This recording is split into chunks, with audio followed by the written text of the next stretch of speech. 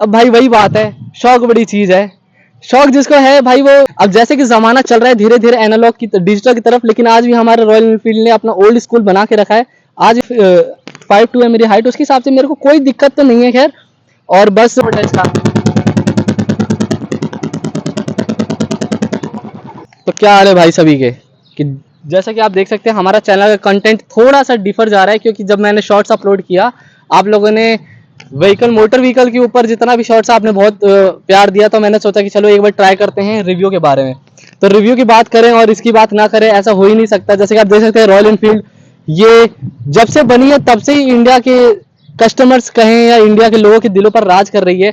तो उसी में से ये हमारे साथ से बेस मॉडल बोले तो लोहा मॉडल हमारे सामने है, एकदम स्टैंडर्ड मॉडल। तो इसकी वैसे तो यार गाड़ी इतनी बड़ी है, मैसिव है, तो हमको इसका ज़्यादा कुछ नॉलेज है नहीं।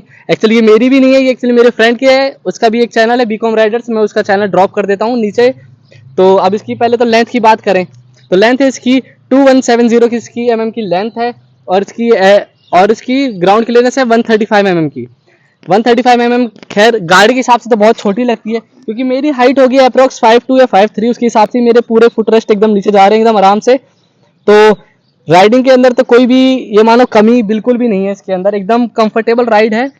और मैं आपको ज़्यादा समय तो खराब करूंगा नहीं कि इसके अंदर क्या है क्या है क्या है, सबको पता है बेसिक चीज़ है कि 350 सीसी का ये लोहा है, 350 सीसी का इंजन है, लॉन्ग राइड पे तो एक नंबर है।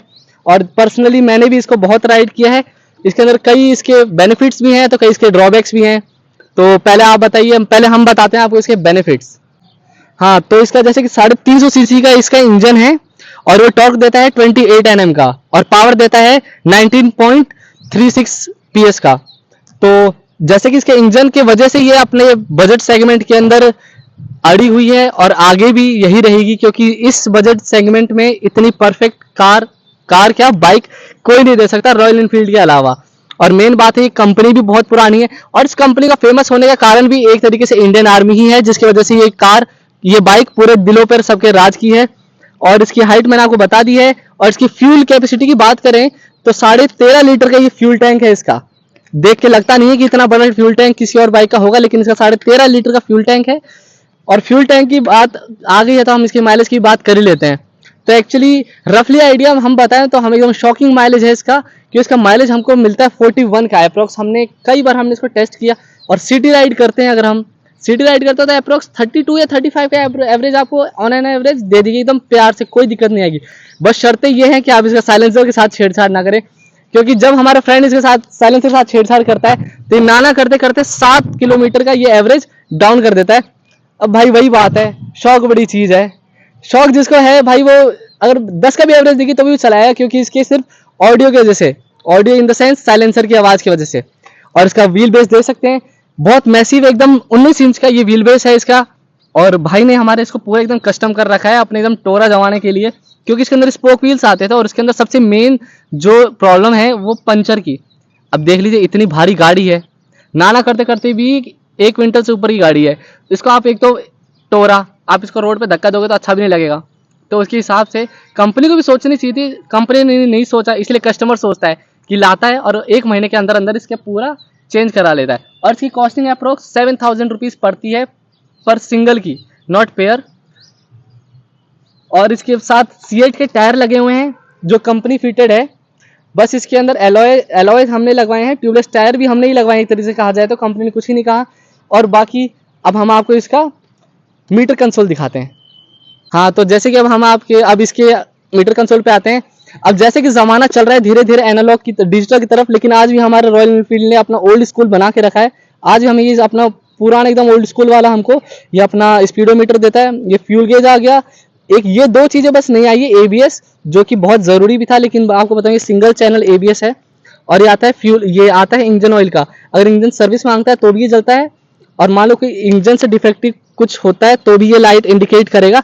और ये फ्यूल गेज का आपको तब इंडिकेट करेगा जब 4 लीटर से इसका पेट्रोल जब नीचे चला जाएगा तब। और बाकी बहुत सिंपल सा इसका है। और बाकी जैसे कि आज का जो जमाना चल रहा है डिजिटल का, RPM मीटर आ रहा है, ट्रिप 1 आ रहा है, ट्रिप B आ रहा है आजकल, तब की फ्यूल इंडिकेटर भी आ रहा है कि मैक्स टू मैक्स आपकी बाइक कितने किलोमीटर चलेगी।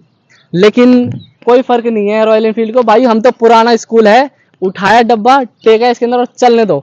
तो उसी के ऊपर रॉयल एनफील्ड आज भी काम कर रही है, और मेरे को लगता भी है कि ऐसे ही रही, क्योंकि लोगों इसके अंदर थोड़ी बहुत छेड़छाड़ हुई, इलेक्ट्रिक स्टार्ट आया, लेकिन तो भी लोगों का जो मेन मतलब से फर्स्ट प्रेफरेंस कहा जाए ना तो यही रहती है। और बाकी इसके थोड़ी बहुत मॉडिफिकेशंस है, जैसे कि आप देख सकते हैं हेडलाइट के ऊपर ये पूरा गार्ड लगा हुआ है, इंडिकेटर के ऊपर बहुत बढ़िया गार्ड लगा हुआ है। देखिए खैर इसका रोशनी तो बहुत कम कर देता है, लेकिन रोशनी से किसी को फर्क नहीं पड़ता, क्योंकि भाई हम जयपुर जैसे हम एकदम एक तरीके से कहे तो हम मेट्रो सिटी में रहते हैं। मेट्रो सिटी का रहने का ये फायदा है, रोड्स पे लाइट है, हमको हमारे बाइक की लाइट की जरूरत नहीं है, हमको टोरा देना है वो ये दे देता है पूरा।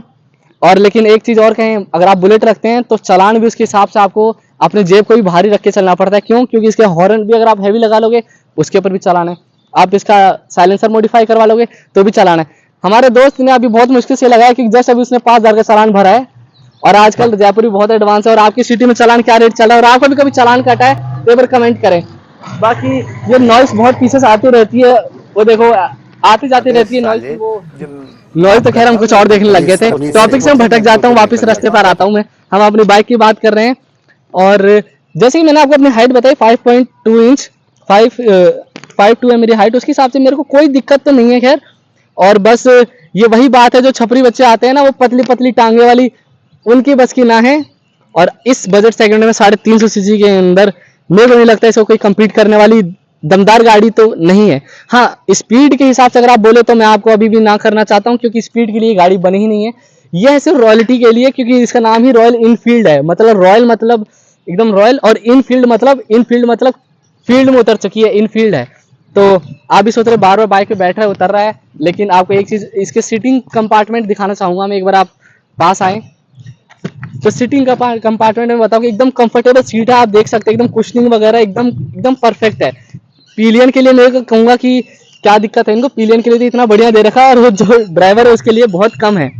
लेकिन जो ये जो कटिंग है ये बहुत शेप बेनिफिशियल है लॉन्ग टूर पे, क्योंकि जब ये हमारे थाइस को एकदम बढ़िया सपोर्ट करता है। लेकिन बस दिक्कत एक चीज की, सबसे इसकी एक मेजर डिफरेंस, आपको डिफरेंस का मेजर प्रॉब्लम बताऊं तो हीटिंग प्रॉब्लम है। अगर आप इसको 6 किलोमीटर एंड अबव ड्राइव करते हैं ना, तो आपका दिल तो नहीं जानेगा कि भाई क्या हो रहा है, लेकिन आपके पैर जरूर जानेंगे, क्योंकि जो ये इंजन हीट देता है 350 सीसी का, क्योंकि एयर कूल्ड इंजन है, लिक्विड कूल्ड नहीं है। और एयर कूल्ड होने की वजह से ओवर हीट बहुत होता है, और गलती से अगर आपका पैर यहाँ पे टच भी होता है ना, तो आप एकदम शॉक में हो जाओगे, और एकदम उसकी वजह से आप बैलेंस भी बिगड़ सकता है। खैर BS6 है, तो यहाँ पे तो आपको BS6 का ये जो नया गाइडेंस के हिसाब से जो भी आया नॉर्म्स वो चेंज किया गया है, लेकिन तो भी ओवर हीटिंग बहुत है। इसके ऊपर कुछ करना चाहिए रॉयल एनफील्ड को यहाँ पे, या तो इनको गार्ड लगाना चाहिए, ताकि जो भी ड्राइविंग कर रहा है उसको लिए भी थोड़ा सेफ रहे। और बाकी सब तो इसका बहुत बेसिक सा है। चलिए अब इसके साथ मैं आपको इसका एक बार एग्जॉस्ट नोट सुनाने की कोशिश करता हूँ।